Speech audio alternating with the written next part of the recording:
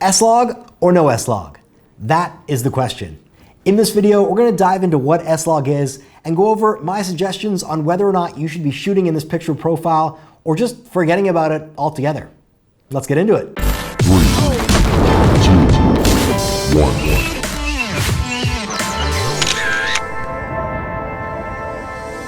Hey guys, what's going on? Thanks for tuning into my channel. Today we're going to talk about S-log and whether or not you should be shooting in a log picture profile. When I started shooting, I didn't want to get anywhere near it. Then I found out that it was actually what all the professionals were using, so I started using it for a few years.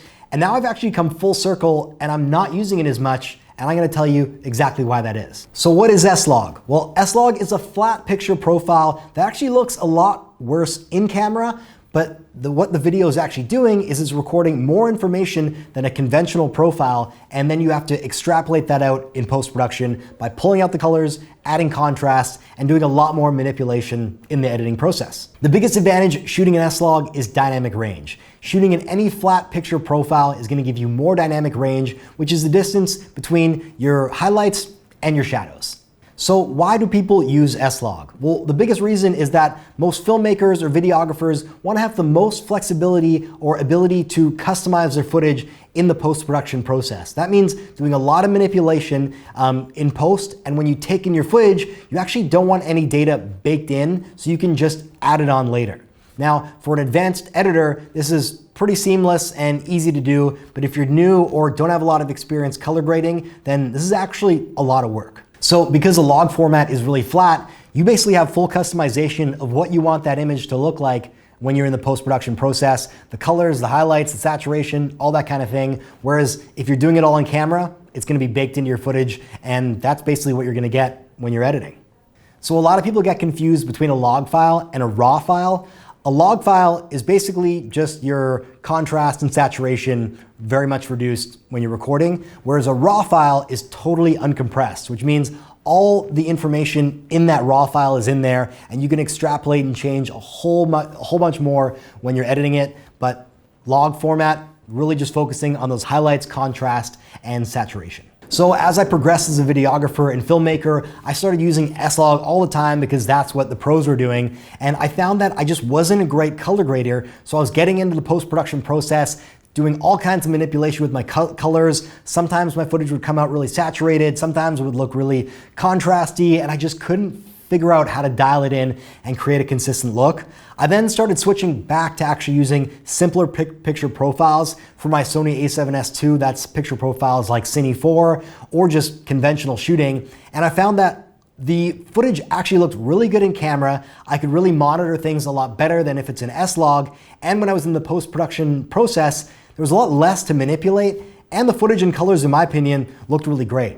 So as someone who's not a professional color grader, if you're gonna be color grading your footage, then save yourself a lot of work in the post-production process and just dial it in and make it look as good as you can when you're actually shooting it. One of the other challenges with S-log or a log format is that what S-log does, it's actually pulling up your shadows. And what that can do is actually introduce grain into your footage. So when you're comparing an S-log picture to a Cine or regular picture, there's gonna be a lot more grain and a lot more, I guess, noise within your darks versus using a regular picture profile or a simpler picture profile. Another big annoyance, well, at least with Sony cameras, what we're shooting on, is that you have to start shooting S-log at a minimum ISO of 1600, which basically means you're using a lot more digital enhancement of the shadows, and that's just gonna introduce more noise, and then you're basically forced to use ND filters if you wanna get those shallow depths of field or eliminate a lot of light coming into the camera if you're shooting in daytime. So again, just an added frustration with shooting an S-log that's easily eliminated by going to a Cine or conventional picture profile. The biggest reason why I decided to switch away from S-log is that when I'm shooting an S-log, I can't see on my small LCD where the exposure is and what the picture looks like. You're really not getting a perfect image of what you're gonna actually see on your footage later. The highlights are hard to determine, and your shadows are really hard to determine. Now what you can do is apply to a LUT to your monitor, but now you're seeing a different color graded image that's totally different to what you're gonna see in the post-production process. So I just figured simplify the process, expose your image for exactly what it's gonna look like when you want it done in the editing process, and get that out of the way right in camera while you're shooting. So after all that, what do we shoot in? Well, I typically shoot on a Sony camera with a picture profile like Cine 4.